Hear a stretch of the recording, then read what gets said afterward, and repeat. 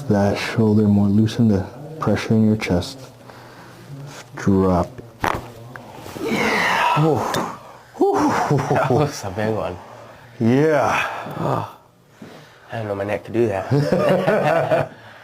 You know, I had an accident in school one time. Kids were playing around and one of them came behind me and blacked me out. Oh, shoot. And I passed out, I hit the floor. It was a little rough. How long ago was that? That was about 2009. 2009? So 14 years ago. And ever since then it's been rough, yeah?